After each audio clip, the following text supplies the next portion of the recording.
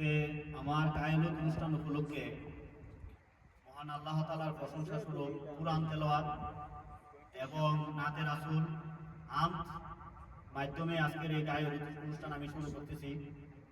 আল্লাহ পাক রব্বুল আলামিন আমাদের এই আয়োজনকে কবুল করুক। আমরা অনেক সময় দেখা যায় ডিজে গানের মাধ্যমে তাওহীদ অনুষ্ঠান করি।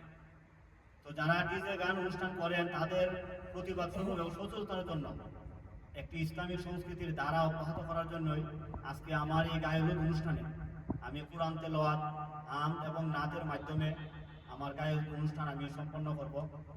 আমরা যারা তাওহীদ অনুষ্ঠানে আমরা আপনার এই যে বিভিন্ন ধরনের কনসার্ট, ডিজে গান, বিভিন্ন ধরনের নেশা জাতীয় পার্টি আমরা রাখি, আমরা যদি একটা ঘর উদ্বোধন করি আমাদের জীবনের এবং একটা দোকান উদ্বোধন করি, বিভিন্ন অফিস উদ্বোধন করি, তাহলে আমরা আল্লাহ পাকের কুরআন, রাসূল করিম সাল্লাল্লাহু আলাইহি ওয়াসাল্লামের দুরূদ শরীফের মাধ্যমে শুরু করি।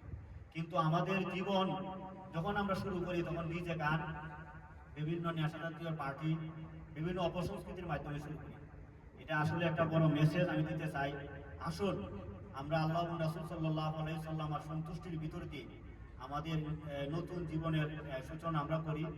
আল্লাহ পাক রব্বুল আলামিন আমাদের এই আয়োজনকে কবুল করুক এবং সমাজের এই সচেতনতা ছড়িয়ে পড়ুক, যুব সমাজের মধ্যে ইসলামিক সংস্কৃতির ধারা অব্যাহত থাকুক, সেই আশা কামনা করে আজকের মতো আমি এখান থেকে বিদায় নিলাম।